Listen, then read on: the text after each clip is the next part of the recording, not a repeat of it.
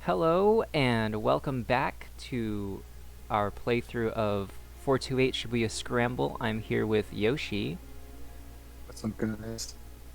and yeah. Do you remember what happened last time in the last episode? I guess I could have reviewed before I started this video, We but did not catch the bad guy. yeah. We did not catch the bad guy. Oh. We did. So, we finished the last hour, and Achi and Hitomi encountered the assassin, but then they fought the guy off and are looking for a blue van. I think that's what's going on with them. Um, Tama, she's working this gig, and her boss was he had debts to pay, so he was dragged off by some yakuza.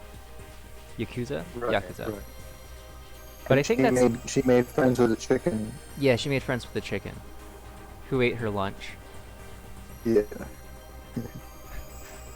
Although I think that's changed. The boss thing has changed because we had Achi tell those yakuza to go in a Yeah, we different told direction, them to go the wrong way. Yeah. and then Kano left off losing the briefcase and the guy. I just can't do anything right. And then we got two new folks that we can start with.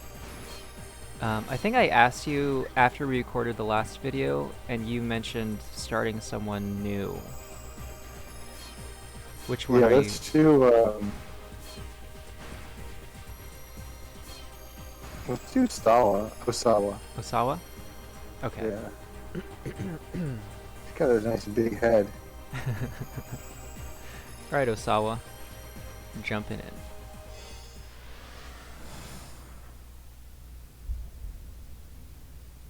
Wealth, status, honor. None of these mean anything to me. Oh, is this a thought? Sorry, I feel like you should be voicing most of the characters Okay. since I'm doing the narrator Wealth, stuff. status, honor. None of these mean anything to me. All I want is a peaceful life. To put worry behind me. Sit calm and serene. To be free of worldly concerns. Free at any cost.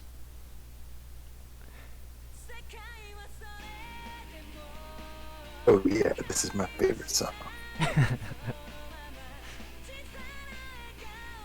A cheery rhythm pumped from the CD player set up against the study wall. It was the latest hit from Ayakamiki, the songwriter sensation who was blowing up the pop charts. Kenji Osawa reached for the stereo remote on his desktop. He ratcheted the volume up a little louder.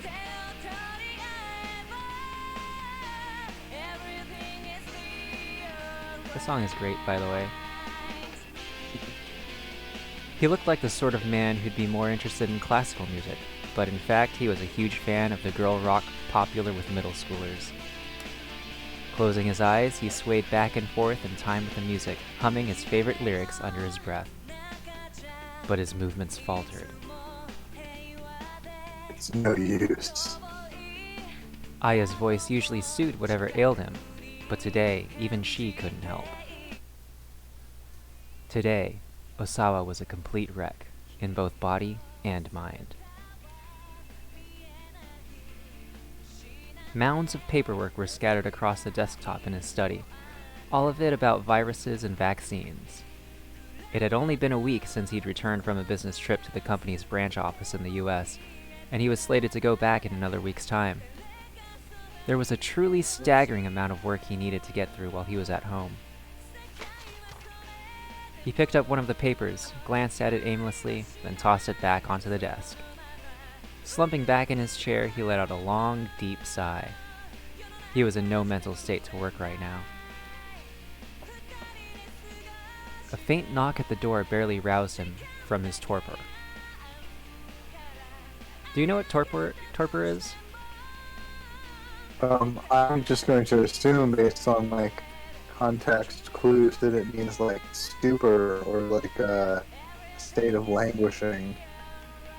But no, I don't know what it means. Yeah, I looked it up when I was first playing this game. It is basically stupor.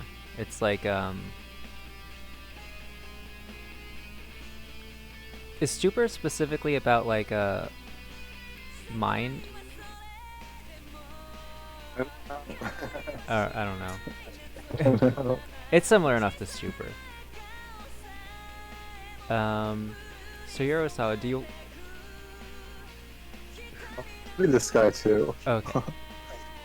Director, may I come in? It was his vice director, Mamoru Tanaka. Sure, door's open. Tanaka came into the study. I know it's not a great time, but Osawa could barely make out his words. He tapped the remote, lowering the volume of the music. Tanaka continued apologetically. a call came from the lab. They're hoping for a response to the email they sent yesterday. I'm sure they don't need it today. Apparently they need an answer as soon as possible, sir. I did ask them to give you some more time, but... I see. Osawa said wearily. All right, then. Tanaka dipped his head slightly and slipped out of the room.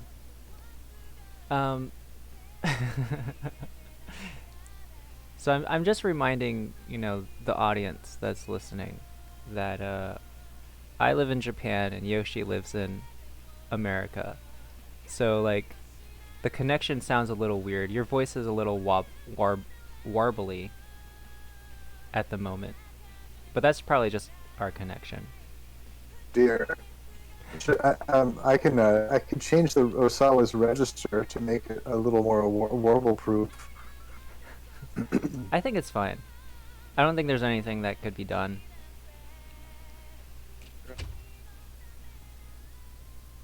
It also occurs to me that I think I've given Osawa and the detective, the one who's not an idiot, the same voice.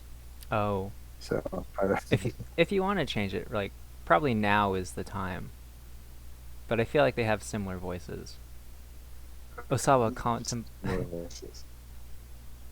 contemplated his colleague. Tanaka was a man he could truly depend on.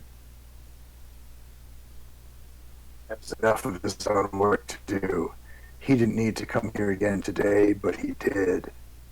They'd been working in close concert ever since Osawa had gotten back to Japan. Without Tanaka's support, there was no way he would be in a mindset to do any work at all right now. Sidling up to his computer, Osawa opened his email program and started answering the work-related messages. He reported on his business travel expenses, offered his opinions on capital investments, requested confirmation on current medicinal stockpiles. He worked with bleak detachment. None of this meant anything to him right now. Then a new email appeared in his inbox. The sender was identified simply as A. The subject line read, 1 year ago, South Africa. The message body was blank, but there appeared to be multiple images attached. Ordinarily, spooky. Ordinarily, Osawa would have deleted a message like this immediately, assuming that it contained some kind of virus.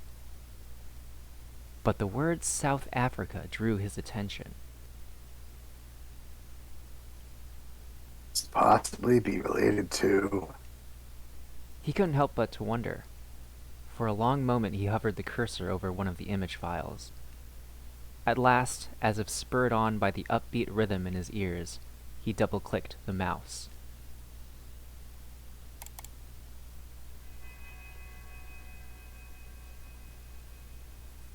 What is this? The grainy photograph showed a large room with a dozen or so people laid out in beds. It appeared to be some sort of medical ward. Osawa felt a strange flutter in his chest. He quickly opened another image. This one showed a close-up of one of the patients in his bed. Large red blotches covered his face. A large volume of blood appeared to be dripping from his ears and nostrils. A cold shudder ran up Osawa's spine. What the hell? These symptoms. Osawa opened up the remaining image files. Each new picture showed another of the patients. They all appeared to be teetering on the brink of death. There was no doubt about it. These people were infected with the UA virus. UA.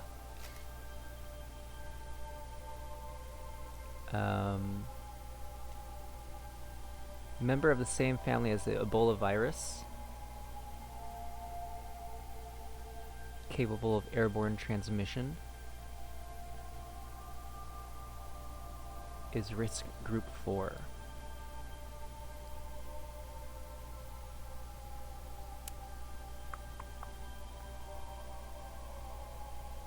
Pretty good stuff, huh? Yeah, it's pretty spooky. Do you think this email is going to be like The Ring or something? Oh, he has to show it to like Tanaka or whatever, or else he's gonna get the UA virus? Maybe. But how? Questions tumbled through Osawa's mind. His fingers tapped out a quick message. He doubted he'd get a response, but he might as well try. You. Where are those images from? I think they're from South Africa, right? Yeah, they're from South Africa. That's 1 the year one ago. thing you guys said. That was like the only thing you know.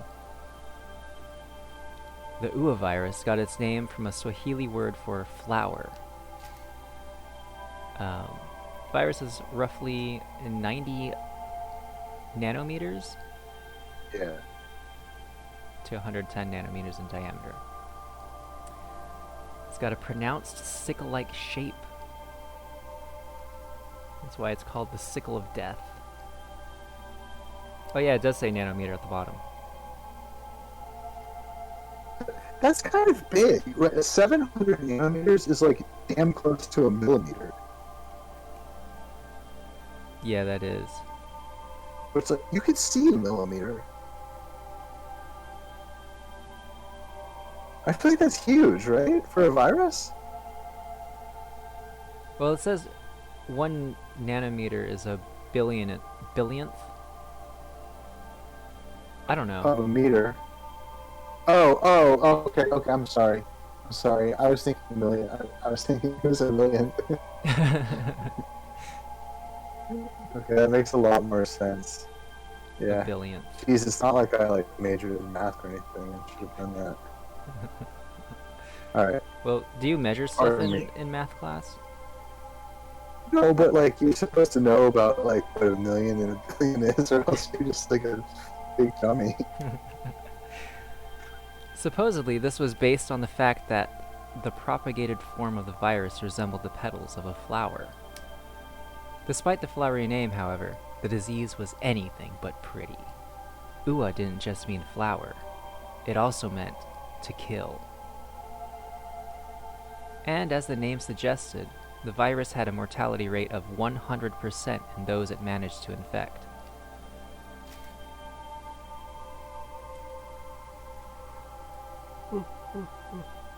Because all patients known to be infected with the virus on official record have died within a short time frame, the mortality rate is given as 100%. As the incidence of known cases grows, the number may drop, but the mortality rate will likely remain extraordinarily high. Pretty spooky stuff.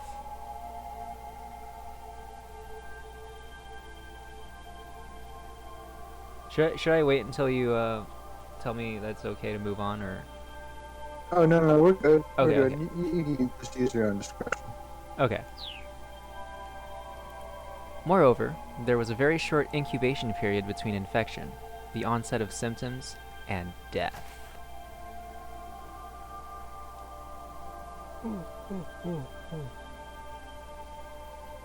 Um,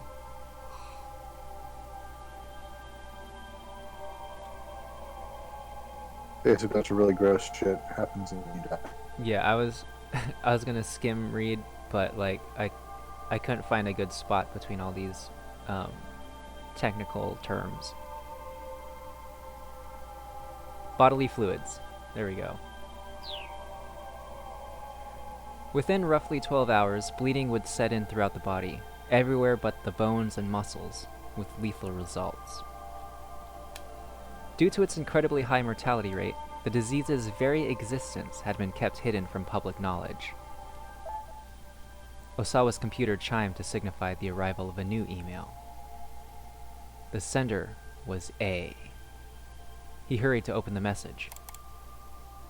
Once again, the subject line read, 1 year ago, South Africa. Your crimes. Osawa stared at those two words. Times. That left him only with further questions. He looked again at the images from the previous email.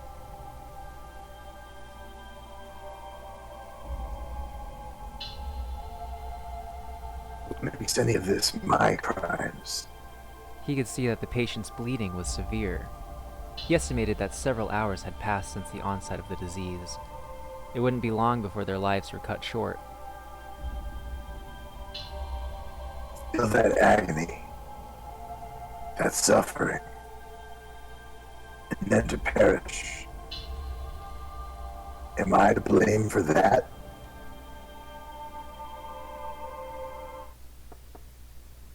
Another faint knock came at the door. Darling? Do you have a moment? It was his wife, Ai. Alright, we got a choice. We can say, tell her to come in or not. Nah, I'm busy. This guy's like blackmailing me and stuff. I can't be dealing with my wife right now. Come on. You want to do B? Yeah. Okay. Give me just a second. Osawa hurriedly closed the mail program. Even if this was nothing more than some sick prank, it wasn't anything he wanted his family to see. Especially not I. Alright, come in. But Osawa turned to see that Ai had already let herself into the study. The sharp sting of her perfume made him scrunch up his face for a moment. Have you reconsidered the whole American thing? She asked.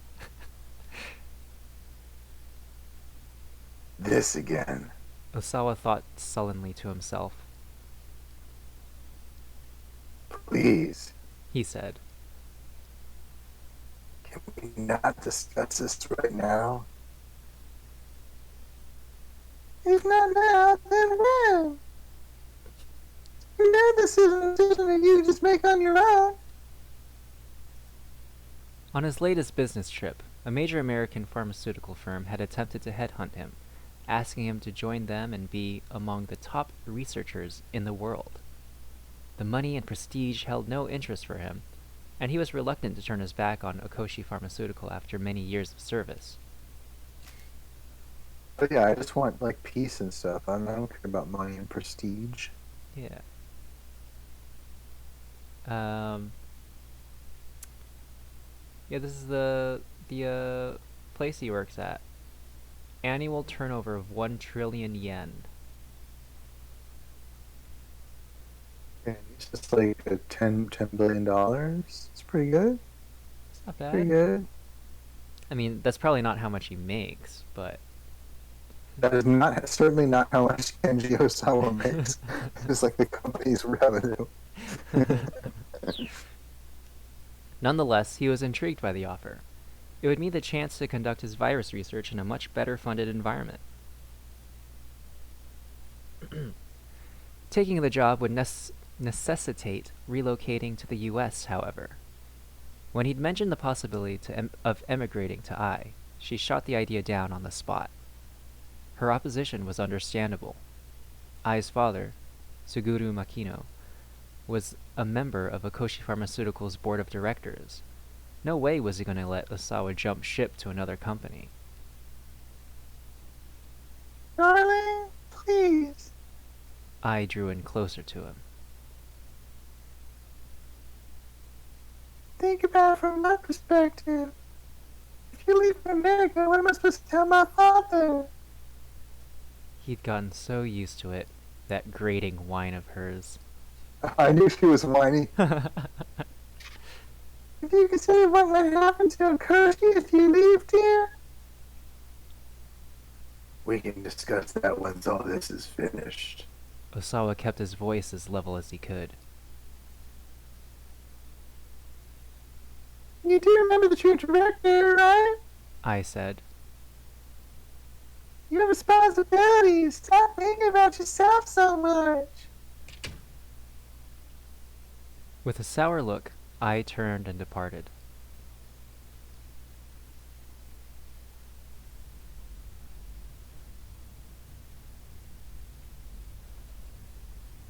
Well, he had known that moving to America would never be a simple matter. A simple matter, regardless of what his wife thought about it. There was another reason, however, the antiviral agent that he had developed at Akoshi. So an antiviral agent is used to treat viral infections. Doesn't eliminate the infection, it inhibits the development of the disease.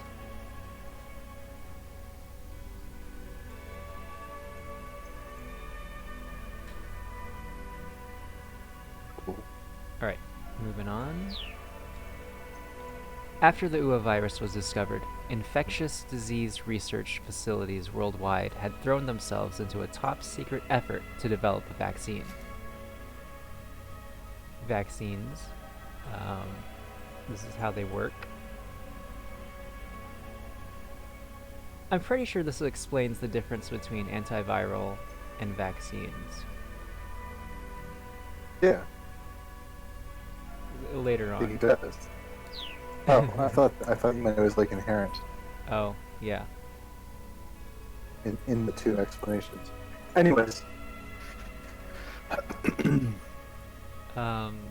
But Makino had ordered Osawa to work on creating an antiviral agent, not a vaccine. A vaccine immunized the subject in order to prevent infection in the first place. Oh, it's right here.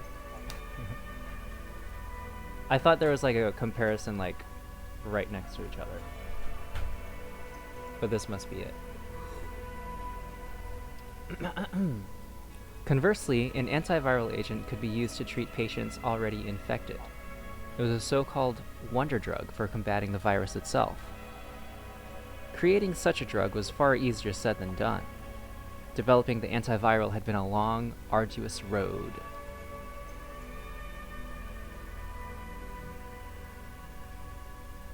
Only after years of research had Osawa's team succeeded in identifying a substance that might qualify as an antiviral agent for UA. In theory, if it was administered during the virus's initial stages, 100% recovery could be attained. Data also suggested an 80% survival rate for patients treated shortly after the onset of symptoms. But there was a fatal flaw with the new antiviral agent. The side effects on the body were unusually potent. If it was administered in amounts beyond a certain threshold, it was linked to life-threatening complications. For a time, the research was at an impasse. It had seemed that the drug had to be administered in high volume to combat the explosive propagation of the UA virus. But then, Osawa had received some fortuitous news. Akoshi Pharmaceuticals' nanotechnology branch had engineered a cutting-edge device known as the DDS.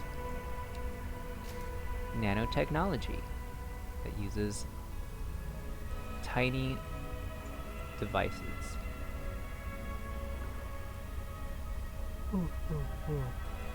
We know what nanotechnology is. Yeah. Do you know what DDS is? Yeah, it's a drug delivery system. Such a system administers ultra microscopic drug capsules to a target area of the body. Yeah. Nice. I didn't know that. Osawa had jumped on it immediately. By administering his antiviral agent with the nanotech DDS, he was able to use smaller amounts of the drug to quash the UA virus with precision. Ooh, this one has a video. Nice. Because a DDS can be used to deliver a drug with pinpoint precision. I'll just play the video.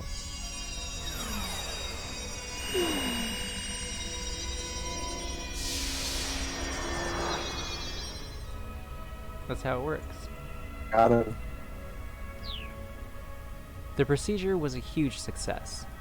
There was a marked increase in the drug's efficacy, along with the expected decrease in adverse side effects. We know what adverse side effects are. Yeah.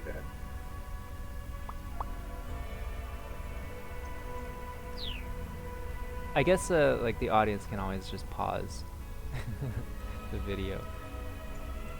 The effects had been confirmed via animal testing on monkeys, and now the antiviral was ready for the final development stages, clinical trials on humans.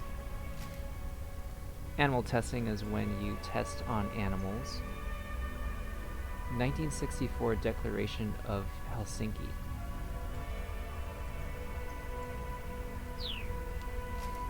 Clinical trials. In Japan, the development of new drugs is often hindered by insufficient legal infrastructure for conducting clinical trials.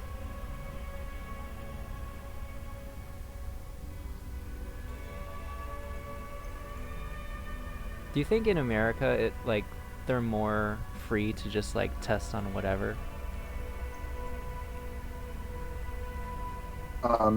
Yeah, probably. Pharmaceutical companies in America just do whatever the hell they want, and deal with all the complications and lawsuits and stuff later. That's true. Bank in the money now. But the very existence of this new wonder drug was still a secret. No doubt Akoshi's leadership would be reluctant to see Osawa, the drug's lead researcher, transfer to another company. Still, it wasn't completely outside the realm of possibility. Once the antiviral was out of development and announced to the public, Osawa would be free and clear. For that very reason, he was loath to cause any friction over the drug right now. Is that supposed to be loathe? You said it right. I think it's loath. Loath. Without an E. Okay.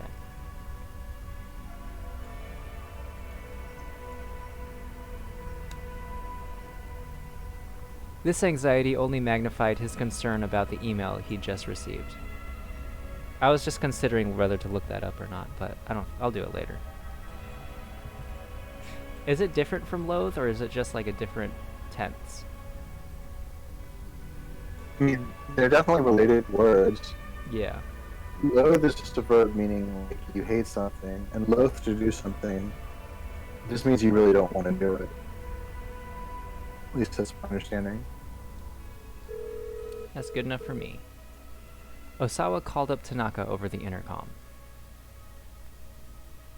There's something I want to show you. Could you come in here? He needed a second opinion, and Tanaka could be relied upon. Osawa opened the door the moment Tanaka knocked. He looked around before ushering his vice director inside. What's this about, sir? This. Osawa showed him one of the images. Tanaka's face went pale.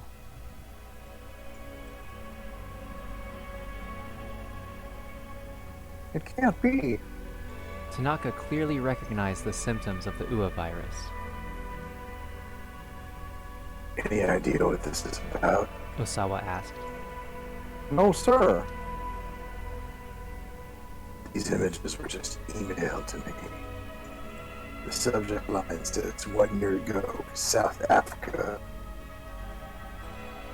That would put it around the same time as the most recent round of infections, wouldn't it, sir? That information isn't...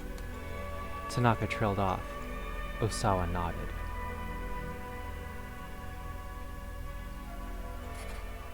The thing I don't understand is, why these pictures were sent to me. Osawa opened the other email from A. The second message I got says that these pictures are my crimes. I'll look into this on my end, sir. Tanaka said. He hesitated uncomfortably. Sir, just to make sure, are you asking about what I think you're asking about? Osawa said. Tanaka gave a slight nod. Understood. Osawa said. Don't worry. I won't trouble you. I appreciate that, sir. Visibly relieved, Tanaka left the study. Ooh. I wonder what he was asking about, and how did he know that he was asking about what he was... Osawa brought up a folder marked UA virus on his screen. Within the folder were enlarged images of the virus itself. He double-clicked one of the images. It blew up on the monitor to reveal the pathogen in intricate detail. A specimen of the UA virus was approximately 100 nanometers in diameter. 10,000 of them in line would take up barely a millimeter. Oh, yeah, there it is. 10,000 of them would almost be a millimeter. So it's like a... It's definitely smaller than a millimeter. It's not even close to a millimeter. Yeah, I just forgot that. I was thinking of million as the billion. But a single tiny virion, upon entering the human body, could become 2,000 in an hour. That speed of multiplication was nothing short of astonishing. Even the Ebola virus had a typical incubation period of 7 days or so before infectees developed symptoms.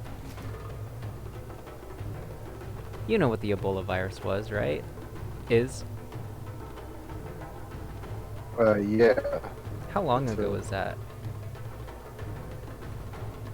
Ebola? I started in like the 70s or 80s. But it's had a few good runs. Yeah. I remember it picking up sometime.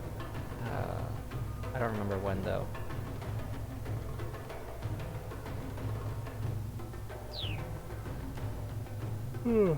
For influenza, it was 1 or 2 days, they mean. But the onset of the UA virus happened in a mere 12 hours.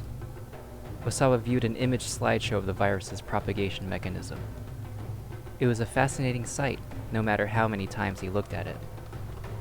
Viruses existed to multiply, nothing more. They had no motives, no driving logic, nothing but simple multiplication. To Osawa, that fact held a certain air of mystery. If viruses had emotions, how would they feel about their lives? He had thrown himself into virus research in search of answers to questions like that. Answers that no man could truly know. Most people do it to like save lives or something. That's like a weird reason to do it. His development of the antiviral agent had really been nothing more than another job responsibility. He felt no particular sense of duty to protect people from a killer virus. He was just happy for the chance to play around with UA day after day. Another email arrived in his inbox. The sender, A. The subject line, 1 year ago, South Africa. Again. Osawa read the message. Do not look away. These are your crimes. This time, there were 4 images attached. Osawa proceeded to open each of them in turn. The first shocked Osawa so much that he felt like he'd been punched in the head. One of the UA patients from the earlier images was being injected with something. Osawa muttered to himself. It can't be.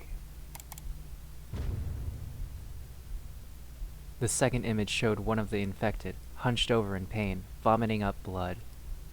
The symptoms had already manifested, but Osawa thought he could see that some degree of life had come back into the patient's eyes. He rushed to open the third image. It showed a morgue, piled high with corpses.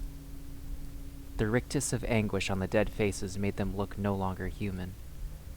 Various fluids seeped from the eyes and nostrils. The lymph nodes were grotesquely swollen. Those are lymph nodes. Ooh. Imagine those things swollen as a result of increased activity.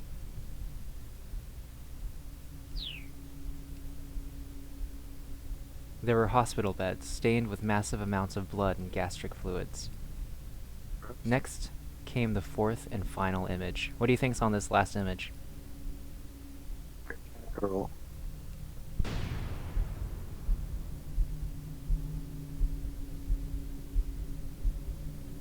Oh, it's closed. Oh, it's more corpses. They had badges affixed to their chests with various labels. 6 hours passed, 12 hours passed, and 18 hours passed. It looked as if someone had been attempting live trials with the antiviral agent. Osawa didn't consider the antiviral agent ready for release, but that was because his team hadn't conducted clinical trials on humans yet. And there was a good reason why such trials hadn't been conducted. There was no way to test the efficacy of the drug without an infected patient. To run a proper clinical test, someone would first need to be infected with the UA virus. No matter how effective animal testing had been, if the drug proved ineffective on humans, that person would have a guaranteed death sentence. It was unthinkable to run trials that involved such a deadly risk. And yet, as he looked over the images again and again, Osawa became certain. Without his knowledge, someone, presumably someone from Okoshi Pharmaceutical, had conducted human testing with the antiviral agent. The time markers on the corpses in the fourth image were surely there to mark the time elapsed since the onset of symptoms. A thorough trial would test the drug's effectiveness in those time frames. Osawa slammed his fist on the desk, enraged. This was nothing short of vile human experimentation in the guise of clinical testing. The people responsible could not be allowed to get away with this. There was only one person Osawa could trust to keep this under wraps. His boss, Makino. He reached for his phone to call Makino. But he stopped short as soon as he picked up the receiver. He knew he was in no state of mind to have a calm, reasoned conversation right now. Turning to the CD player, he put on Aya Kamiki's latest album.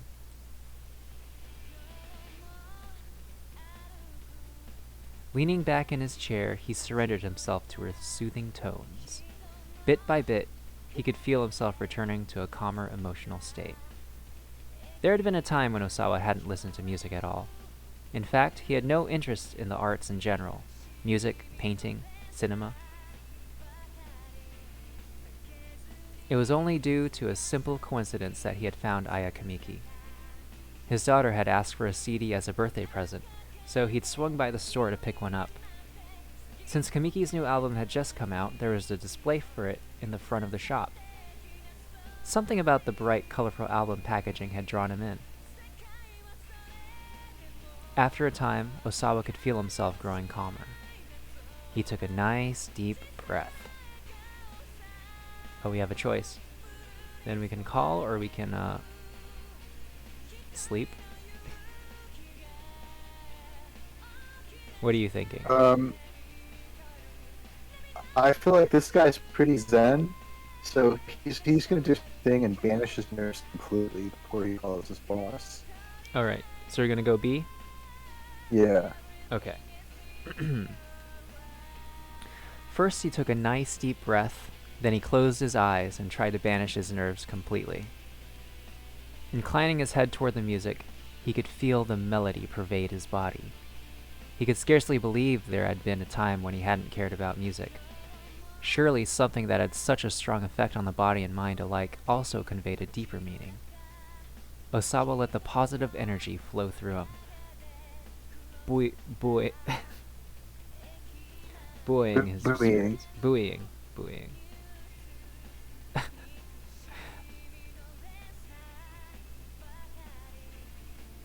There was a joke about that on Seinfeld I was watching. It's not that funny, so it's okay. It's whatever. At last, Alright. when his mood had sufficiently... Nice little Easter egg for the folks at home. Yeah, if you watch Seinfeld and get to a part where they say boying instead of boying, whatever I'm supposed to say, that's the joke. It's not that funny, but the audience laughed. At last, when his mood had sufficiently calmed under the music's influence, Osawa reached for the handset. This is me, because I voiced him early in one of the earlier parts. Oh, Mr. Osawa. Did you have to make a phone call? The study door had opened, and a stolid-faced man had appeared in the doorway. It was Yoshio Kajiwara, one of the detectives from the Shibuya precinct. He is sociable but awkward, and despite his reserved personality, he can be quite unsettling. His colleagues at the precinct refer to him by nicknames such as Japanese Columbo or Little Ken Takakura, given his own quirky demeanor as a detective. He struck Osawa as a bit too soft-spoken and meek for a detective, really. And his treatment of the kidnapping case gave an impression of flighty detachment that made him seem rather undependable. No, it's nothing important. Osawa drew his hand back from the phone. Have there been any developments, Detective? Kajiwara shook his head apologetically. I'm sorry to bother you, but when you're finished in here, would you be so kind as to come to the living room? All right. Osawa said quietly. I'll only be a bit longer. Kajiwara nodded and departed. He took a nice, deep breath, and then he dialed up Makino.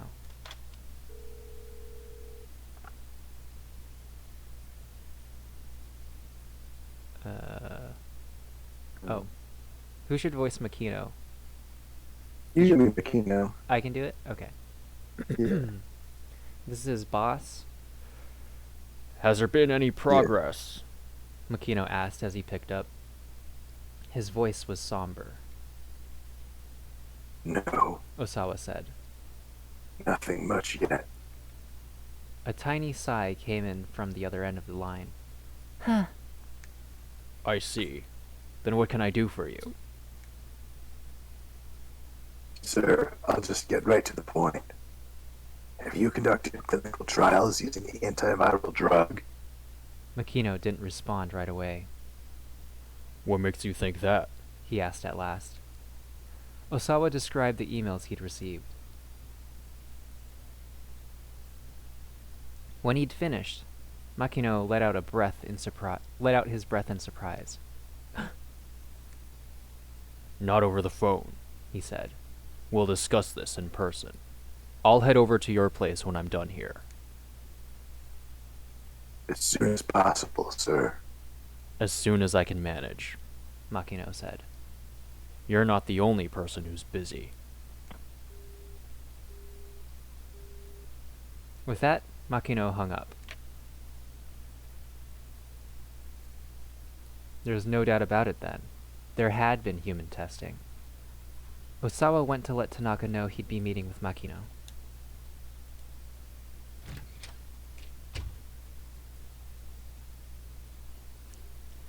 Kajiwara stood in the hallway.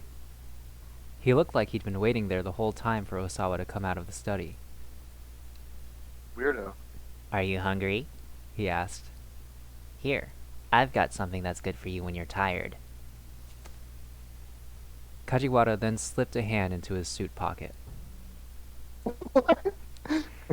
He Oh, it's pulled just a out banana. a banana.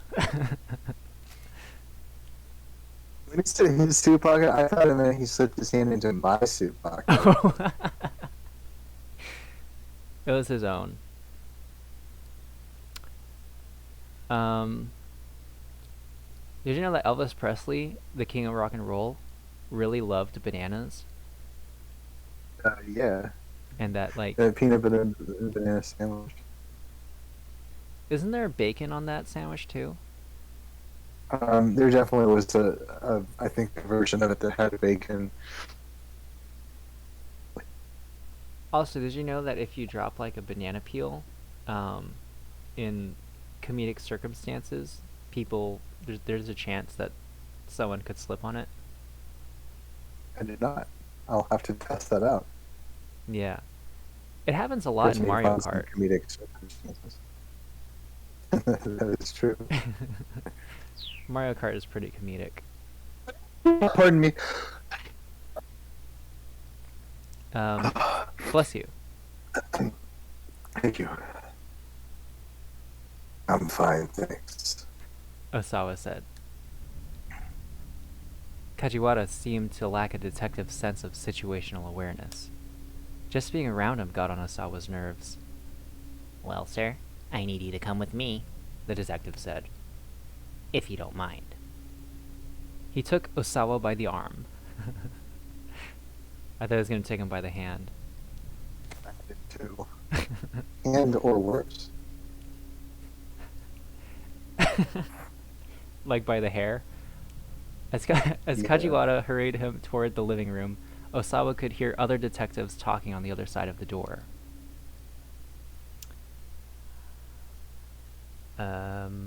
He's working at a time like this. Seriously? Sheesh. I do not get rich people and their priorities. Yeah, I feel bad for his daughter. Her dad's a real piece of work. Nice. They're bad-mouthing him in his own house. Oh, I'm really sorry about all that. Kajiwara said, pausing in embarrassment. Osawa pushed past him and opened the door.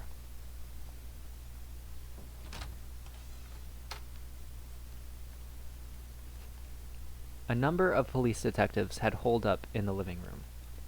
They went suddenly silent as Osawa entered. So tell me, He said sarcastically. would you rather I stay here weeping as I watch this disaster unfold? The detectives winced and grimaced. Forgive me for not being a perfect father. He added, his hostility building. Kajiwara stepped forward to intervene before things go out of hand.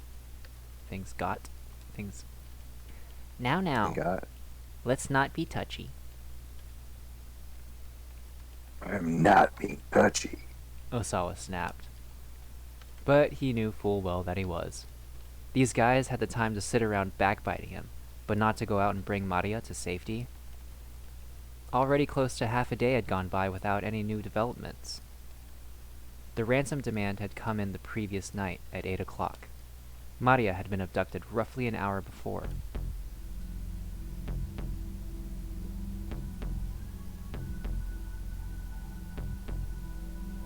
I don't remember who voiced this kidnapper. Was it me? Or was it you? No idea. Tomorrow, 10 a.m. Go ahead. by Hachiko in Shibuya. Have the sister, Hitomi, bring 50 million yen. If not, the girl's life is forfeit. The kidnapper called only once, so the police were unable to run a trace. I'll do it. Hitomi said. I forgot the voice I gave her. Anything for my sister. She didn't hesitate in the slightest at the suggestion that she make the ransom handoff. Osawa was staunchly opposed to the idea, but the police were of the opinion that it was better to acquiesce to the kidnapper's demands. Ai's reaction, on the other hand, baffled nearly everyone. We don't have 50 million yen just lying around. Are the police gonna be putting that together for us? What a tool. Kajiwara stepped in to reassure her.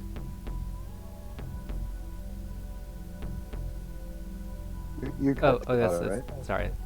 If it comes down to it, the police will be able to help raise the money. Okay, go ahead then, do it. We need you to pay it back afterwards, though, of course. Well, then what's the point of that? Save your daughter, maybe? Ai's voice spiked up to a piercing shriek. Calm down. Osawa told her. You're making a scene. Ai turned away in a huff.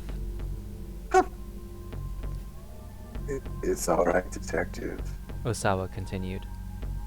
I'll talk to the bank first thing tomorrow morning and figure something out. At that, Ai stormed out of the room. Kajiwara bowed his head several times in apology. As soon as Hitomi has made contact, we'll apprehend the suspect and take things from there. But, hold on, won't that put Maria in danger? If we let the kidnapper get away with the money, we have no proof that he will return the hostage safely afterwards. There is a certain logic there, Osawa had to concede. Let's see. He said. So you're saying that catching this guy will be easy for you if he keeps my daughter hostage? No, that's not what I was implying at all. Kajiwara wiped the sweat off his brow and bowed profusely. At least, I promise we'll get your daughter back safe and sound, Mr. Osawa. Obviously, there was nothing to be gained from further challenging the detectives. Alright then. I'll let the police do their job. Osawa bowed even lower than Kajiwara had. These people all kinda suck. Oh, How long are you gonna just loaf around? Ai shrieked as she stormed into the room. Hurry up and arrest this guy!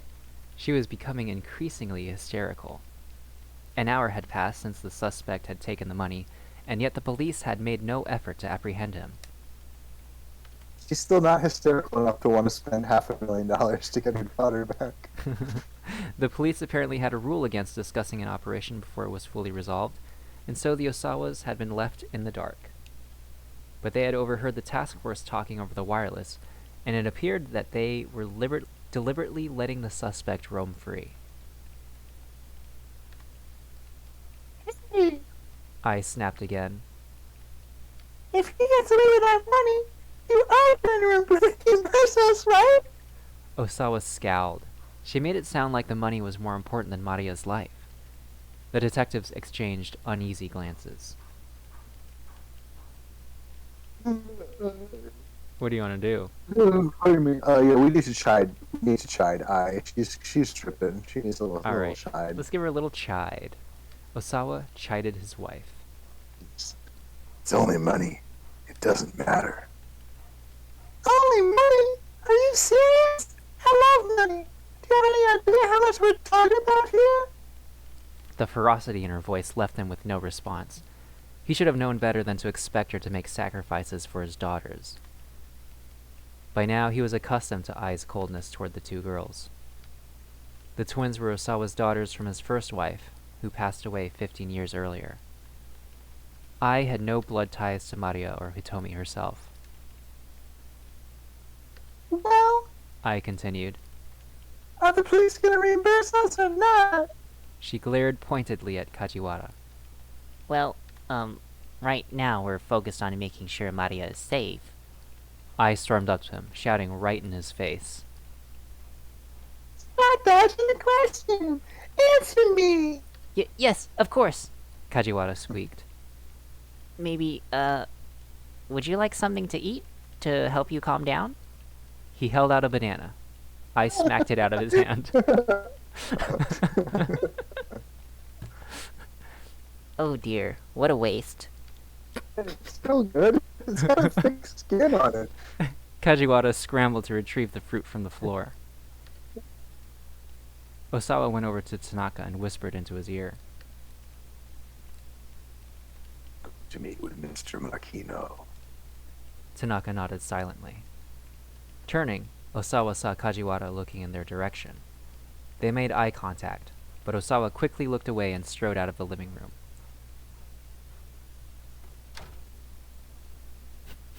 Kajiwara followed after him. Excuse me, Mr. Osawa?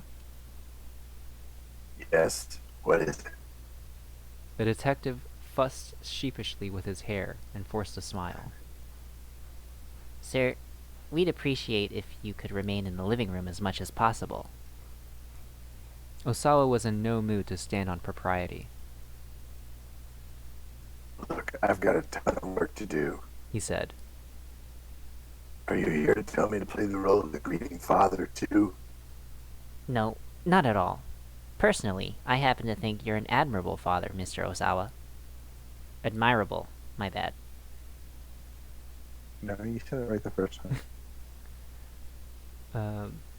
Admirable. Did the word have a ring of sarcasm? He had no way to tell if Kajiwara was being forthright with him or not. You're no ordinary fellow, Mr. Osawa. You're a genius. A genius? Me? Osawa made a skeptical noise. Mm-hmm. Am I mistaken, sir? You've made very important strides in the field of virus research. Or, well, so I've been told. Osawa wasn't sure how to respond. He had never considered himself a genius. He was just someone who was more interested in viruses than he was in other people. Everyone who's a genius is also a little bit odd, after all, Kajiwara went on. Probably he intended that as a compliment, but still. And, I mean, there's nothing wrong with weirdos, so long as they leave us ordinary folks alone, you know?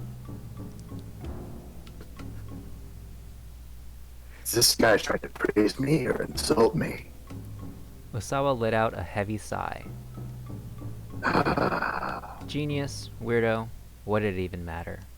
So long as he could be left to his work, he didn't care one whit how he looked in the other people's eyes. Kajiwara wiped the sweat off his forehead with a handkerchief. By the way, what are you working on right now? He asked. Afraid you wouldn't understand even if I explained it to you. Osawa replied. Right. Precisely. Even if I gave it my full attention, it would still be beyond me. He peered with sudden intensity at Osawa's face. I'd appreciate it if you didn't hide things from me, sir, he said. Osawa gaped, at a loss for words. Oh, I'm so sorry, Kajiwara added hurriedly. Goodness, that made it sound like I'm accusing you of hiding something, didn't it? The detective bowed his head repeatedly. I hope you'll forgive me. He held out the banana.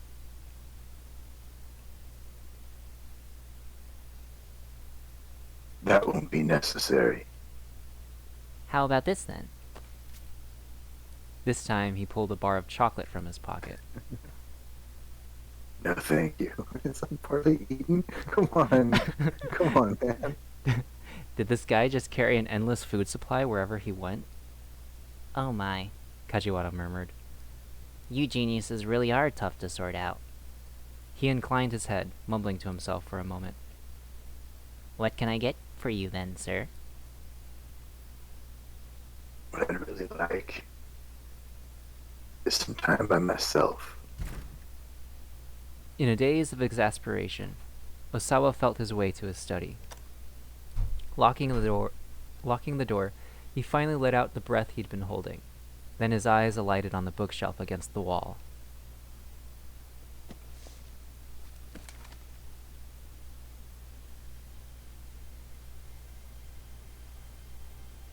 He pulled out a photo album and began to flip through it. There were pictures of his daughter's grade school enrollment ceremony. Their mother had already passed away from illness, so Osawa had taken the girls himself. He remembered that, after the ceremony, Hitomi had come down with a fever. Hitomi had been rather sickly as a girl, falling bedridden at the drop of a hat. Maria, by contrast, had been lively and energetic, quite the handful.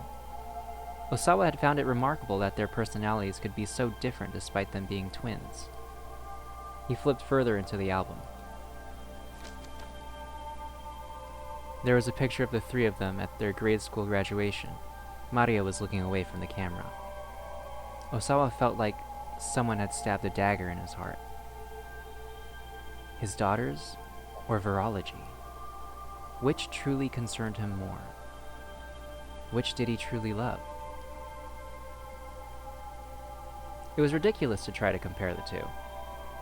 He'd known the answer before he even asked himself. Even so, human emotions were complicated, and sometimes made people act inconsistently. One of the consequences of that was this photo album. This was the last photo he had of Maria. He searched and searched through the rest of the album, but she was nowhere else to be found.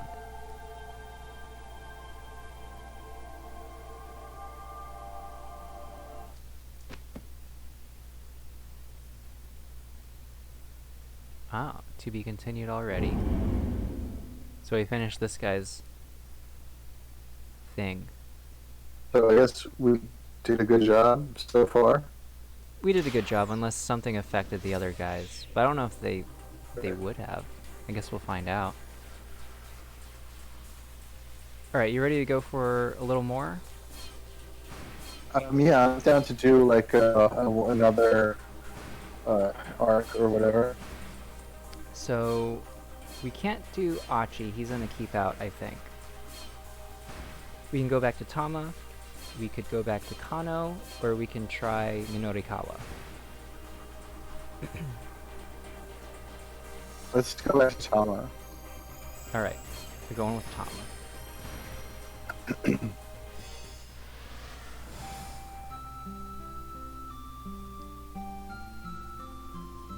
What happened? Oh yeah, they're talking about working here. Yeah, okay. Am I? Which one am I? You're Chiri. I was Tama. She's a fat chicken girl. Yeah, Chiri's the chicken girl. Do you remember what she sounded like? I think you tried to make her sound like a chicken when she talked. But hey, I found a job. Chiri says after a moment, perking up again. Tell me to sell this junk, and I'll sell it. The door flies open suddenly, and a loud voice belts out. I think you should be this guy. Hold it right there. I whirl around in a panic to see an odd-looking man standing in the doorway. I forgot this was first person. It's Junichi Yanagishita. He's the guy who hired us. After seeing his appearance and make him a little more soulful, I heard that, Shiri. Don't you go calling my product junk. That's disrespectful. Chiri gave him an apologetic look. Whoops! I'm sorry about that. You should be. But whatever. If you really have doubts, have a try for yourself. Mr. Yanagishita pulls a bottle of burning hammer from his coat pocket. Oh, sister products include Del Sweats, Cellulose, Better Sweater, Dom Pepperon, Power Burn Z, Mr. Thin, Nega Chow, and Super Nega Chow.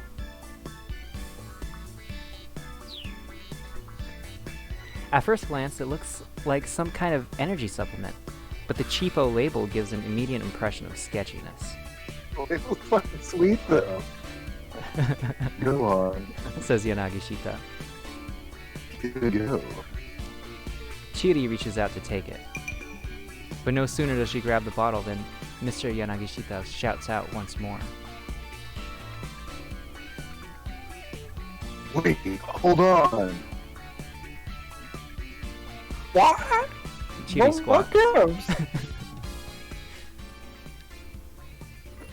You two, you both good stomach-wise? Stomach-wise?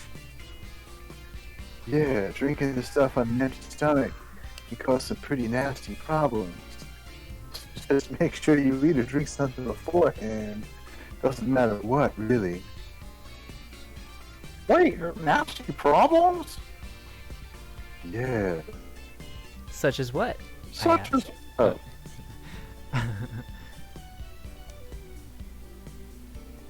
I'd rather not say.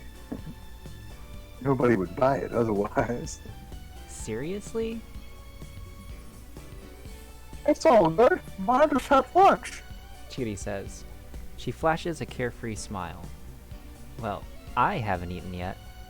But on the other hand, I've been guzzling as much iced tea as I can to fill myself up. It's probably safe for me to try this stuff. Alright, which one should I choose?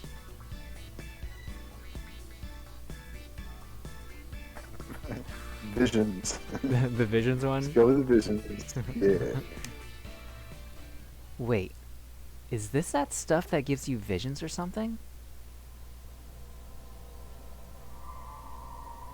I remember a rumor I heard not too long ago. Some kind of urban legend. It was about some drink with a weird, burning, spicy flavor.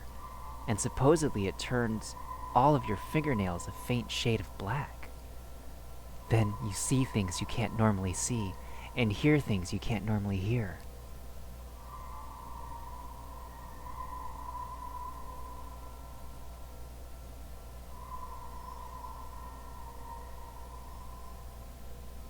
I want to drink this horror drink. Who are you? I'd heard some college students talking about hearing voices like that, swearing this mystery drink could have that effect. It's a little unnerving. Still, I really doubt it could be true. I stick the bottle of burning hammer into my mascot head mouth. It has an unexpected smell like curry. Getting my own lips around the mouth of the bottle, I gulp down the liquid inside. Huh? Doesn't taste like anything. A handful of seconds go by. What the heck? It feels like a firecracker just exploded inside my mouth. Now it's spicy. Way too spicy. It's like I just swallowed a chili pepper coated in curry powder. Before I know it, I'm sweating bullets. Well, you sweating? Mr. Yanagishita asks. Like a whole lot, you are, aren't you? Why does he sound so happy about that? That right there is the magic of burning hammer at work.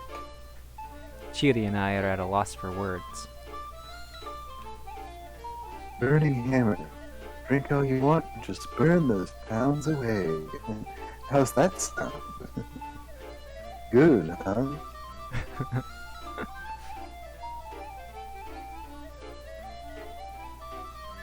This is just so stupid spicy it makes you sweat. Chiri blurts out. Blunt and to the point. I approve. Yeah, well, I guess you're right. Yanagishita says. He hangs his head. What is in this stuff? I ask. I can still feel my tongue tingling. Heck, my body is almost too numb to move. I'm so shocked I even forgot to get properly angry.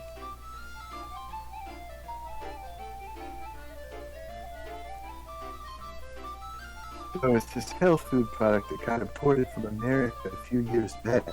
Yanagishita explains. The import agency went out of business not long after and couldn't move the merch. So I bought up the whole lot. Everything they had in their storehouse. Spent all the money I had on it. Chiri arches an eyebrow. How much did it cost you? She asks. 1 million yen for 300 bottles. I can scarcely believe my ears. That's a lot, isn't it? Yeah, that sounds like a lot. 300 bottles at 1 million yen for the lot.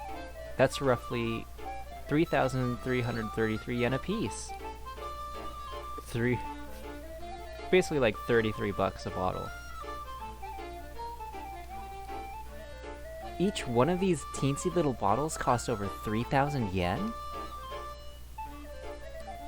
You got ripped off, man. Chiri says. You really think so? Huh. Yeah, you're probably right. He hangs his head even more despondently. It's just the sort of thing they sell in 100 yen shops or something. Ouch. Chiri, moving in for the kill. 100 yen shops, really? Mr. Yanagishita lets out the heaviest of sighs. I'm starting to feel pretty bad for the guy, actually. Don't let it get you down, sir, I say, hoping to comfort him. But Mr. Yanagishita just lets out a sob-choked sigh. A sigh is a deep breath emphatically exhaled, often a sign of disappointment, stress, or unrequited love. Also a way of expressing the anxiety brought on by massive debt. One has no money to give, only sighs. Right around now, Minorikawa is in the company of someone inclined to sigh this way. Oh, so we have a jump point, but we haven't done him yet, so we're not jumping. I try again. It'll be okay.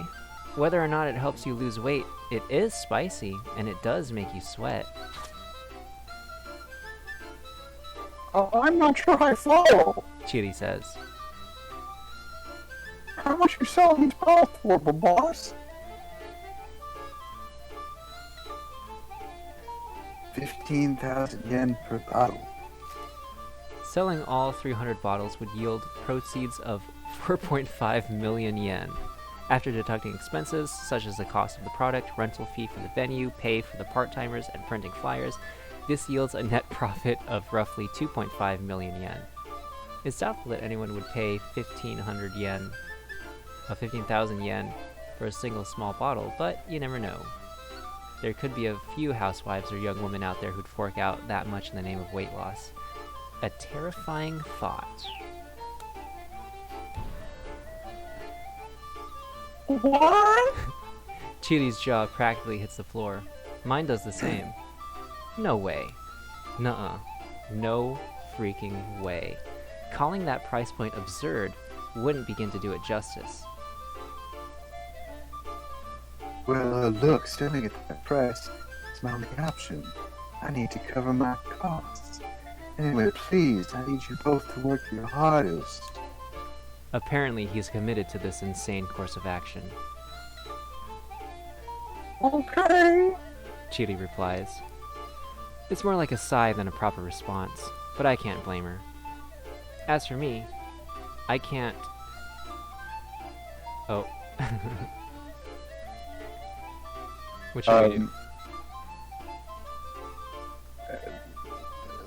We can't even find the words. I can't even find the words. I'm so flabbergasted. Hey, I try to murmur. Sorry, what was your name again? He interjects. Oh, right. I'm Tama. Why are you still wearing your costume? I stumble my way through an explanation.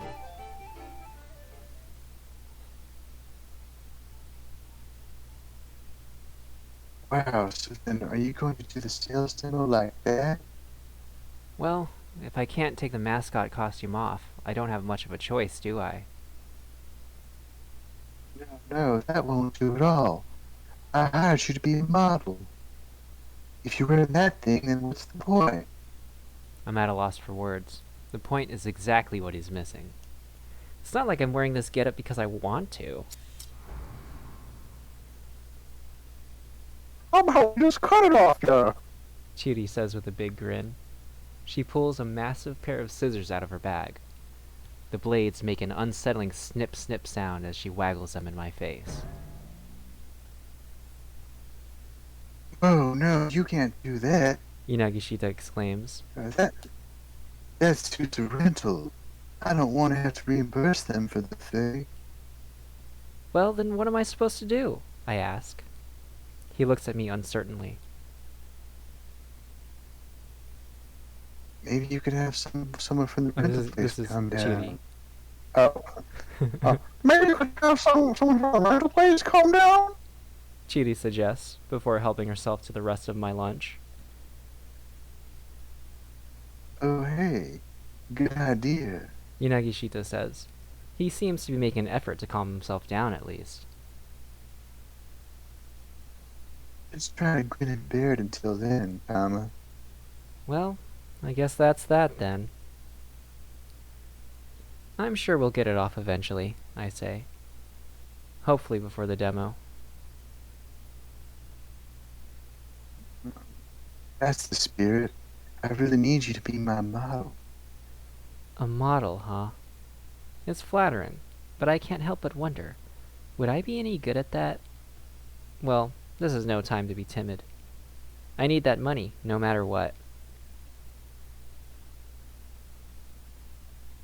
My troubles all started earlier this morning. Look! Bless you. Post. Thank you. I was at a knick-knack shop on Center Guy. I'd happened to pass by, and I spotted a red necklace on display in the storefront. And I got this weird sensation when I saw it. You could maybe call it deja vu? Something like that. It was as if I'd been drawn to it somehow. This was mine. I was sure of it. I wanted it. No, I needed to make it mine. As soon as I possibly could. That's how strong the feeling was. Sorry, what were you saying? I said it ain't cheap. 40,000 yen. Yeah, that's quite a bit. The price was 40,000 yen. I checked my wallet repeatedly, but I only had 20,000 on me. Nonetheless, I needed to have it. There was just one question. How? Somehow I managed to drag myself away from the shop. Just a few minutes later, I ran into Mr. Yanagishita.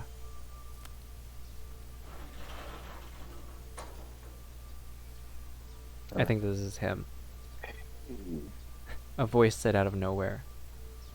If you want, I can pay you 10,000 yen for a day's work. I found myself staring at this frumpy middle-aged man who was handing me his business card. Managing Director, Junichi Yanagishita, Yamato Health Foods Co., Limited. I'm in a real bind here. Need some extra help. Would you mind coming with me? I'm begging you. Just one day. He seemed pretty sketchy. As much as I needed the money for that necklace, I wasn't going anywhere with some random weirdo. I ignored him and tried to just walk off. Please. Please. Yanagishita grabbed me by the hand. "Watch it, pal," I snapped. "Hands off or I start shouting for help." Please, it's not like that. Just hear me out. Look, I'm in a hurry. Please. Please. Knock it off! I spun forcefully away from him, yanking my hand from his grip. Ooh. Yanagishita whirled through the air and fell into the bushes. Where did that come from? He gasped. His eyes were wide as saucers. That looks like the opposite of wide, though. They look like they're closed in pain. You a martial artist or something? No, I think that was just a fluke.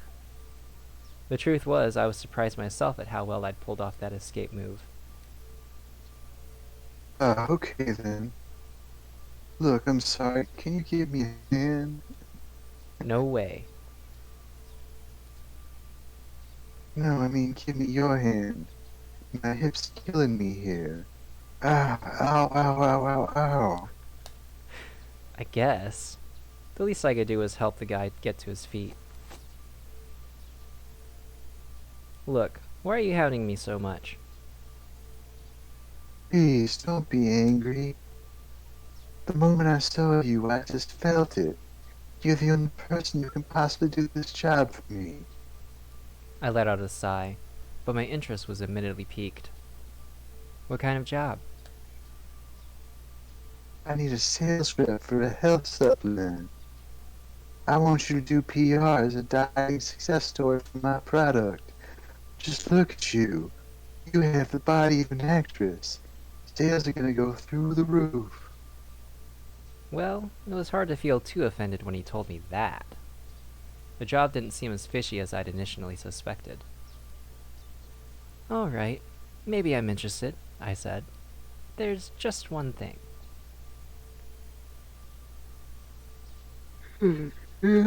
Sorry, I had to yawn. Yeah, whatever it is, I'm sure I can handle it. I need 20,000 yen as soon as possible. So, if the day only pays 10,000... Alright then. If you can sell 100 bottles at our sales event, I'll throw another 10,000 as a bonus. How's that sound? I certainly couldn't think of any other way I was going to earn 20,000 yen in a single day. This might be exactly the break I needed. You've got a deal. You have my services for the day, I said, bowing my head. Yes. Yanagishita jumped for joy. What about your hip? Oh yeah, it's better now. Oh, better. Fixed itself just now. Yanagishita bowed deeply as I gave him a dubious look. Look, I'm sorry. He added hurriedly. I wasn't trying to pull a fast one on you, honest. I was just scouting for talent and I saw you and, well... Was trusting this guy really the best idea? I was starting to worry, just a little, about whether he'd actually pay up. Look, I've staked everything on this sales demo later today. He went on. This is the make or break opportunity of a lifetime. Sure. I'll be honest with you, I'm in a ton of debt. 2 million yen. 2 million. Yanagishita's tone had taken on a feverish intensity. If I don't pay it back by the end of the day, and boy howdy am I up the creek without a pedal.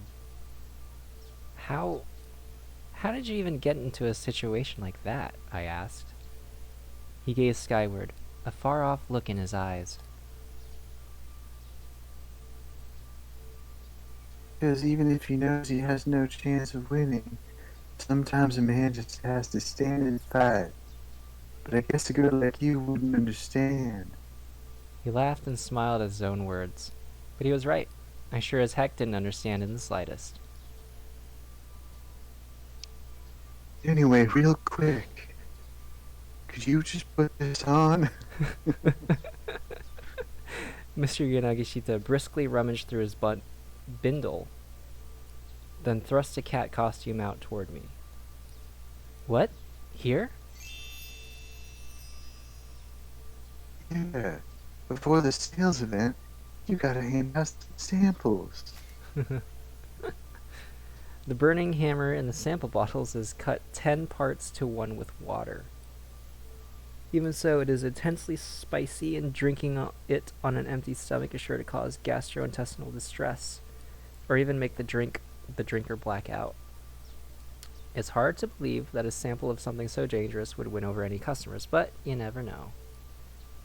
There could be housewives or young women out there who'd accept such a risk in the name of weight loss. Another terrifying thought.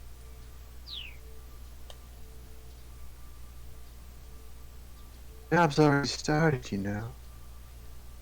And with that, Mr. Yanagishita went about getting me into the mascot suit.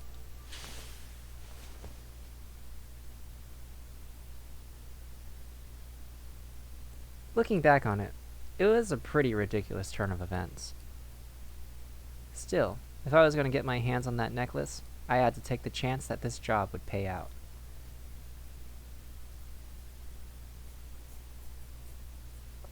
Pardon me. I doubt we're going to be able to sell a single bottle of this crap. Chidi whispers into my ear. I'll just have to do the best I can, I say. I say it more to myself than to anyone else. Once again, I ask myself, why am I in such a rush to get this necklace anyway? I honestly don't know. It's the strangest thing. I try my hardest to think of a reason, but all I get is a dull aching throb at the back of my head.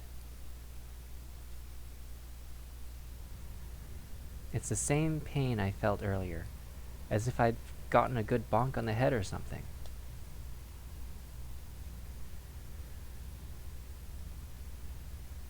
Oh, we finished with Tama. I think that might be a good place for me to stop for now. My voice is getting a little Alright. worn out. Okay, so next time, let's see. We still need Achi. We can revisit or go see what Kano is up to after he lost the guy. And we can also see what's going on with this Minorikawa fellow. But these two are finished. Pretty cool. So, what do you think so far? Any thoughts on the new guy we met? New characters? The new guy and like everyone around him in that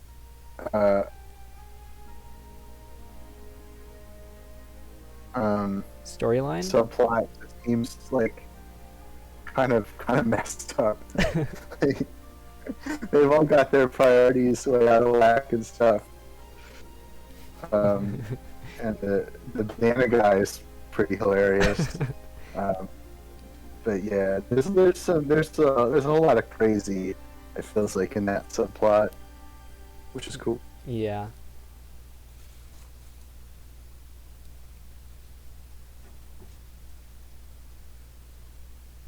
I guess that's all there is to say. What do you think about Tama's boss? He's pretty cool. I like him. You know, he's a very ambitious. He's a real go-getter. I was trying to make him sound like Bob Dylan because he kind of looks like Bob Dylan. Yeah. I guess I can see it. Yeah, he's pretty sweet. He's cool. That's my dog. I wish him nothing but the best.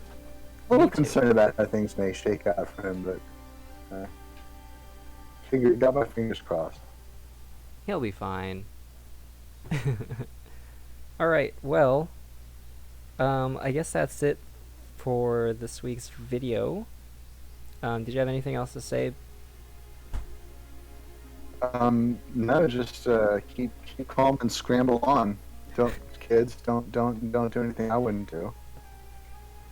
Well, the next video should come out next week, I assume.